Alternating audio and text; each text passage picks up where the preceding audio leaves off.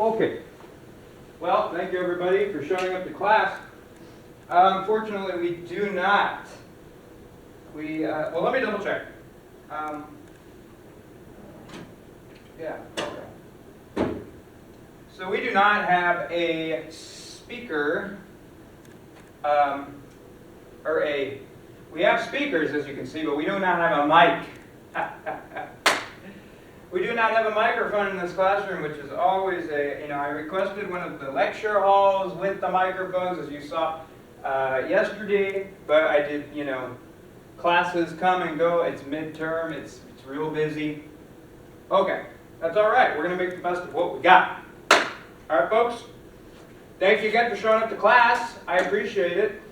I know it was a little later schedule today. I had some things come up this morning and I just didn't quite get to the college as soon as I wanted to. But mind you, we should have our regular 2 classes tomorrow, but today we're probably only going to do 1. But I'm going to really give you a lot of material, so let's jump right into it because we don't have a lot of time considering. Okay, so let's go ahead and set up our doc cam. Probably should have done this before class started. Oh, but that's okay. We're not coming in for an easy landing, folks. And I don't know too many people who are. You ever see Flight? Denzel Washington? Y'all ever see that movie? Well, that's kind of what we're going for. Sometimes things aren't done perfectly, but they're done right for the time being. Actually, let's not put that there. Let's put this over here. Okay. Bop, bop, bop.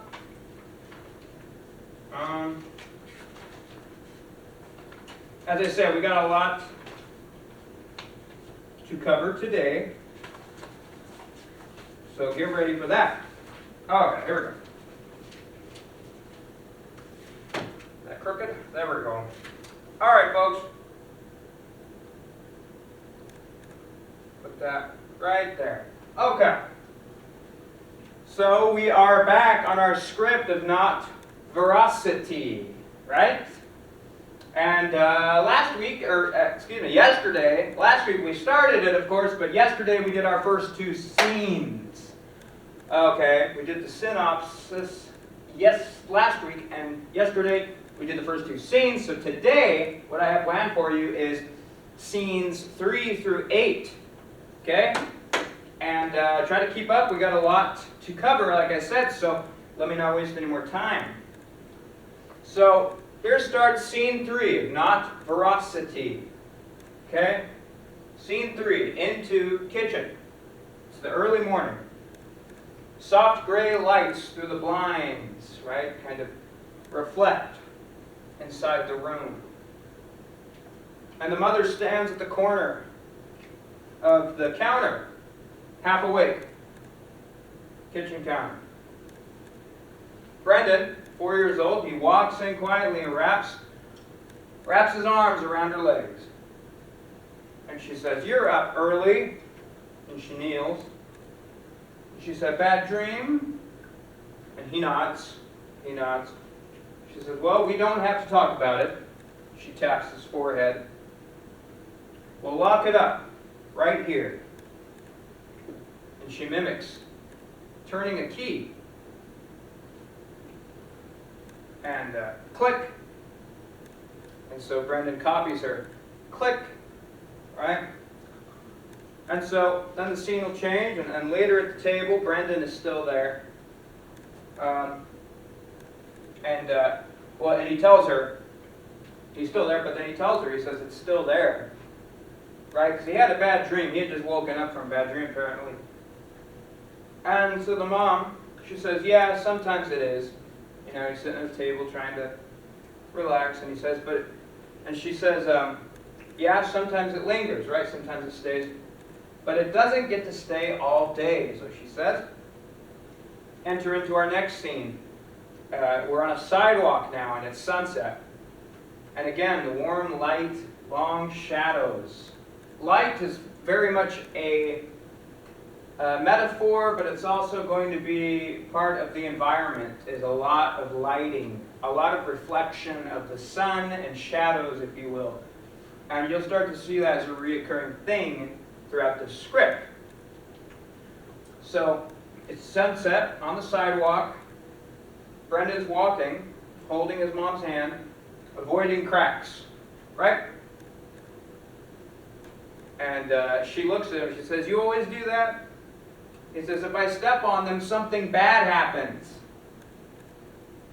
So then she purposely steps on a crack, right? She says, "See?" She kneels down. If something bad's going to happen, it's not going to be because of where you step. And then that's when Brendan asks his mom, he says, "Mommy, do you ever get scared?" And she says, "Of course, yes, you know." And he says, "Of what?" She says, "Sometimes I get scared that I won't remember things right." And Brendan replies, he says, I can just do it again." Right? Again, the wonder-like mind of a child. They don't think, the answer's so profound without a lot of thought. And it should be moving. That's a moving line, right? She says, "Sometimes I get scared that I won't remember things right." He says, "I can just do it again." Right? Simple truth. Simple truth. And she says, I know, "Honey, I love you, blah, blah, blah." Okay? Let's jump into scene 5 now. Now we're back in the small apartment where they dwell. And it's nighttime now. Okay? And Brendan is sleeping on the couch.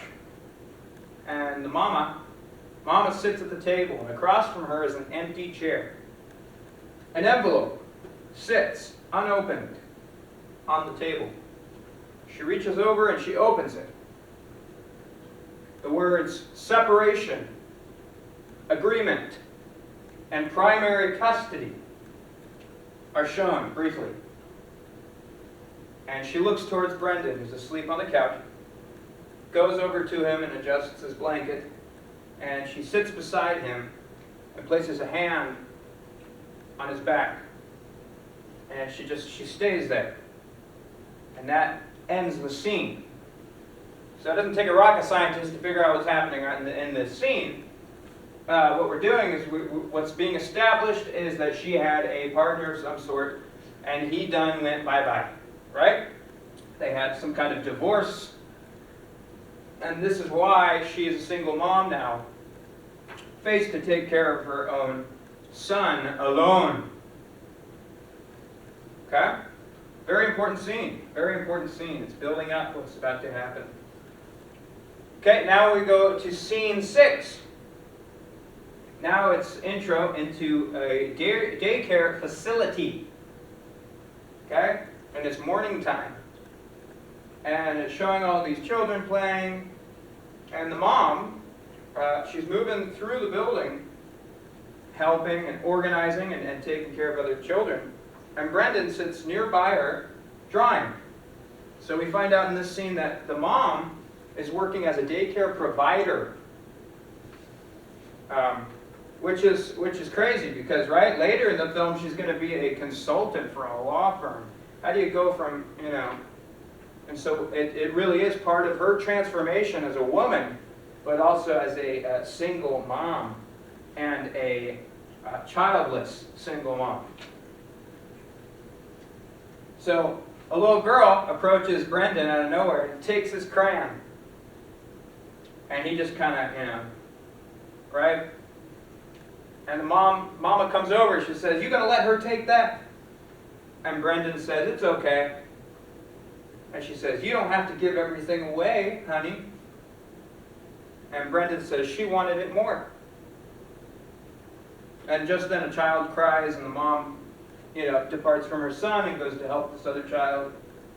And a coworker passes by and sees the mom, and she works with her every day, right? And so she goes up to her, "You ever take the day off? My goodness, you're here all the time." And the mom says, "Not really," right?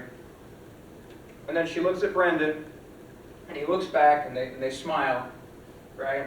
Showing this mom and son bond even when mama's at work, right? She's taking time to establish a very strong bond with her son. Very beautiful. And they smile together, right? And he goes back to drawing circles, right? And that's another little detail, is he's drawing circles while this whole interaction and conversation is happening. He's drawing these circles on a piece of paper. Okay? That's a major foreshadowing in itself right there, if you ask me. All right, so that's scene 6. Let's go to scene 7 now. Okay? And let me just, let's see. Let me just reorganize these, because we will want to go back to these at some point.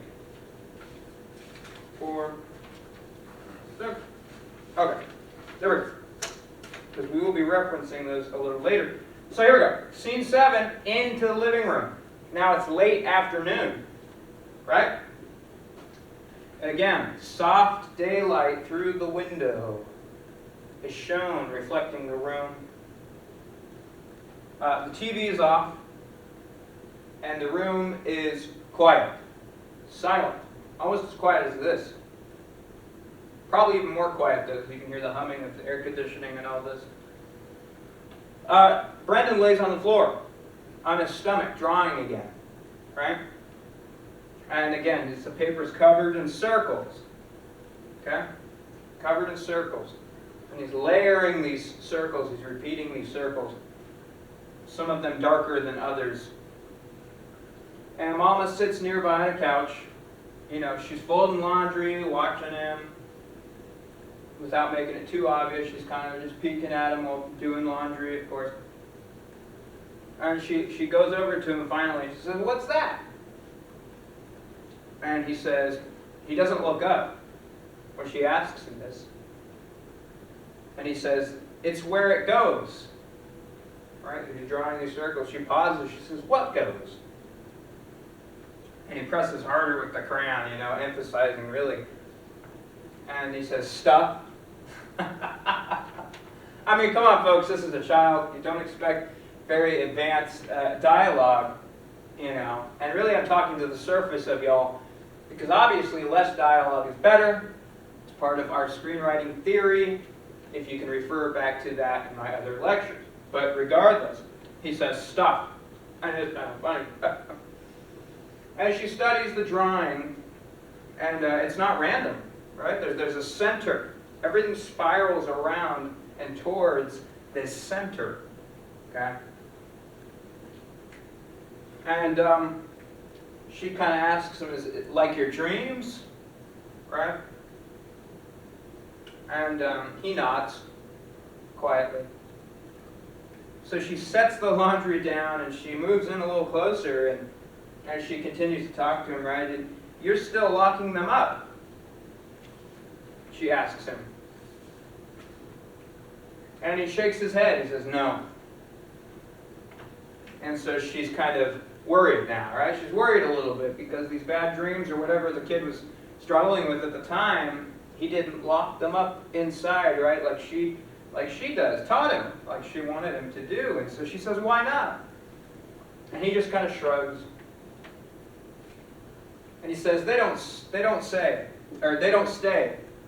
rather, excuse me. They don't say either, but yeah, they don't stay, right? He can't make sense of these nightmares and bad dreams, or what will you? And so she says, "Where do they go?" And he finally looks up at her. He says, "I don't know, but they go somewhere real." Right? And so she forces a small little smile, but she's kind of insecure about what's going on. And she says, "Yeah?"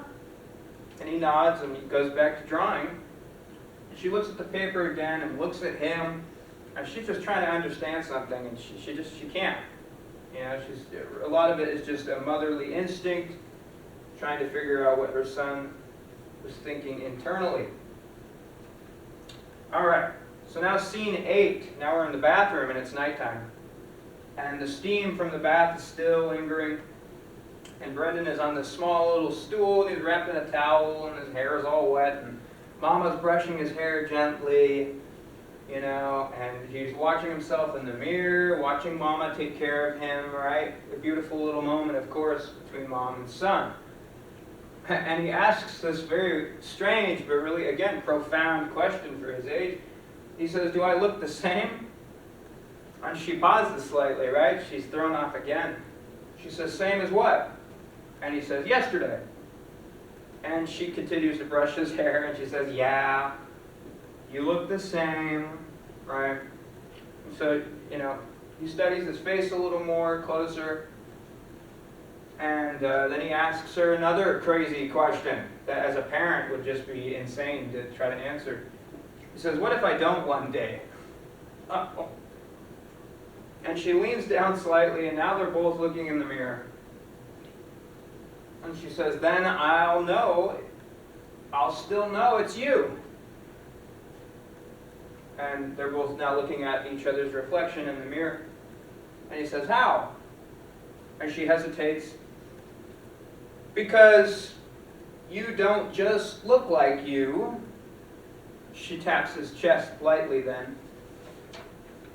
"You feel like you." And then you see him kind of process this slowly. And he says, "Like the click of the key," right? She smiles, she said, "Yeah, like that." So then she stops brushing his hair, and he hops down, and he runs out, and she kind of stays there for a second. Now she's looking in the mirror by herself, alone. Something unsettled about that conversation and some of the interactions she had earlier, of course. And she touches her own chest where she touched his, right? As if testing the idea. Then she turns off the light, and dark. End of scene. End of scene. So, there you go.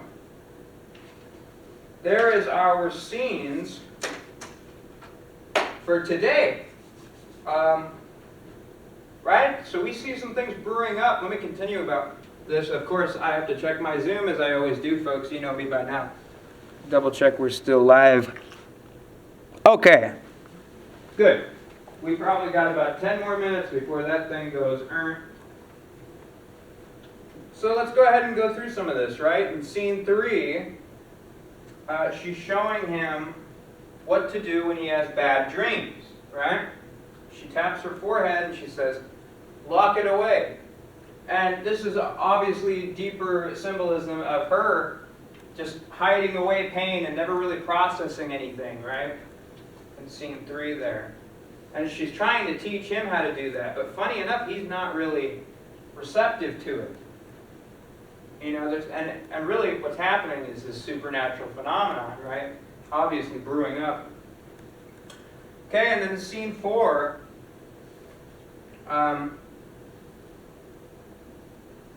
he's superstitious of the cracks on the sidewalk, right?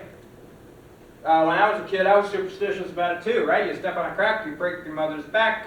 Of course, very much colloquialism of America. Typical thing. I'm sure some of you have experienced a similar superstition that you fell for, right? Salt over the shoulder, or a black cat under a ladder. What will you? And so that's an innocent thing, right? And she shows him, don't worry about that, don't be superstitious. Right? So she's also showing him, don't be superstitious and lock away all of the things that are bothering you.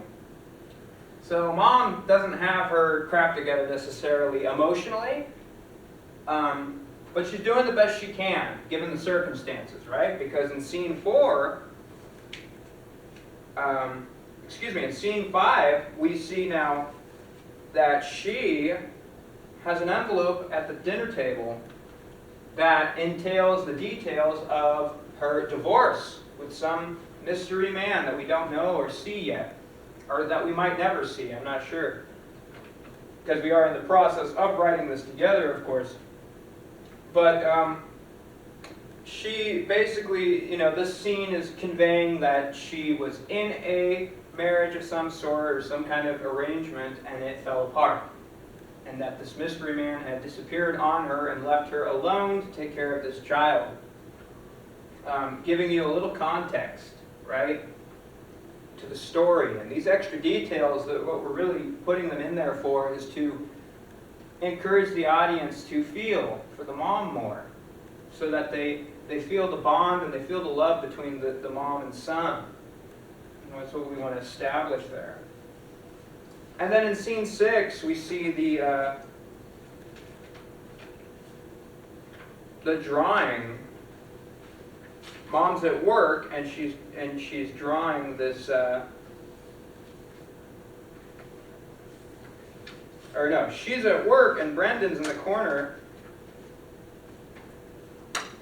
And the first thing that happens is a little girl comes and takes the crayon from him, first off. And he says, oh, she just needed it more. When the mom comes over and says, well, don't you want that back? And already showing a selfless spirit, right? Beautiful. Beautiful symbolism there. But then you see him, it's established that he's drawing these circles, right? Which is huge foreshadowing. It's showing that in the whole film, it's going to be a full circle of life. These events are going to lead up to more events and then lead to a rebirth for mom when she finally loses her son. And it's symbolism for transformation is what it is. And he's showing it real early on, of course. And then we go into the scene 7, where he's drawing these circles again, and she starts getting a little concerned, right? She's almost kind of worried. And then they come back together, right, in the bathroom afterward, and she tries to figure out what that's all about, and he reaffirms that, you know, that basically that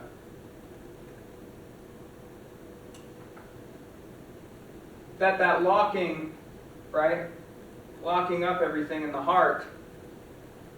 So basically showing the bond in the heart between the two is always going to stay forever. And that's kind of what she wanted, is she wanted that validation from her son that she's doing a good job to take care of him. It's incredibly hard to be a single mother. I tell you what, some of my friends are single mothers with little ones, and that's kind of what this was inspired by the way, of course. And it's incredibly hard, you know. There's a certain amount of control and discipline and fear of abandonment and insecurities about caretaking, and also wanting her kids to be self-sustained and be okay by themselves, but also coddling the hell out of them because, you know, they came from her womb. So those are some of the dynamics that are going on. Pretty nice, pretty nice. And so those are our scenes. Obviously we're building up to a very grim event that will take place, as we talked about in the synopsis. But what we're doing here is we're showing you how to establish some great foreshadowment and other things like that. Spiritual residue, what will you? So I have another thing for us here. In fact, we won't need this anymore, so we can go ahead and turn this up. This can go bye-bye. There you go. Bye-bye. Let's see. This can't do it. We don't need this. Good. Good. All right. We're going to need the whiteboard for this part because I have a full analysis breakdown of everything going on. Just in general, some screenwriting theory here for you. Some visual theory. Okay, this is the architecture of experience in screenwriting, is what we just read together, of course. And I got some diagrams here. So, diagram number 1. And I'm just going to go check our Zoom, but I'm also going to make sure that the Zoomers can see my handwriting on this whiteboard. So let me be right back here. Let's see, folks. Okay.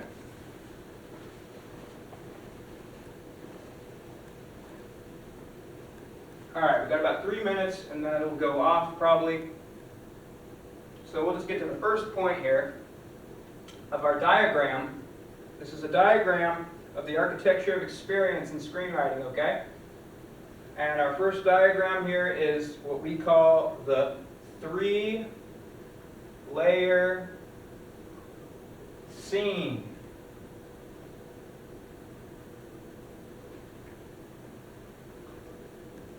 Model.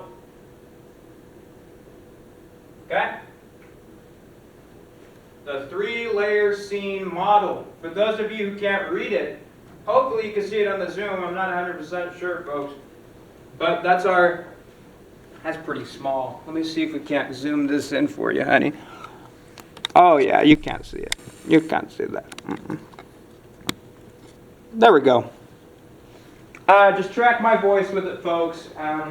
If you can't see it online, and we'll go from there. Let's see if I can't get this little rope out of the way. Goodness gracious. You know.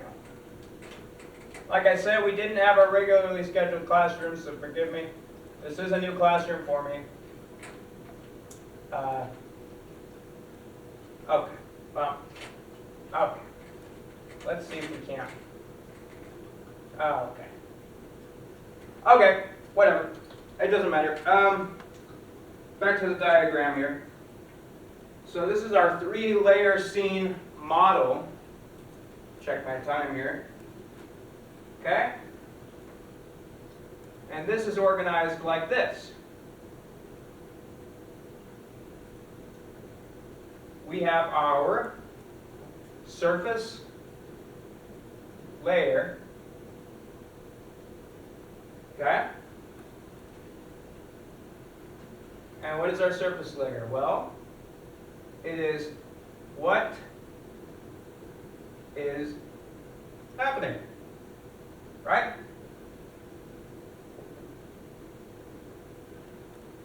There we go. Okay? And then we have our action.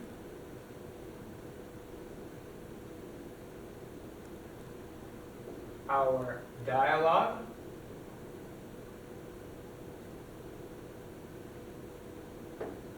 Okay? And we have our plot.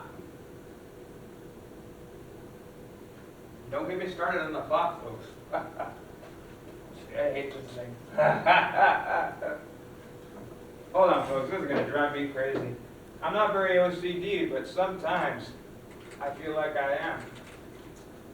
Okay. And it's okay anyway, because I got to stop the Zoom and redo it. Because it's going to go pattywhackers, as it always does. In fact, I might just go stop it early so that my students on Zoom get all the full lessons, folks. I want to make sure my students on Zoom get the full thing. So I might just stop that early and redo it real quick. Let's see.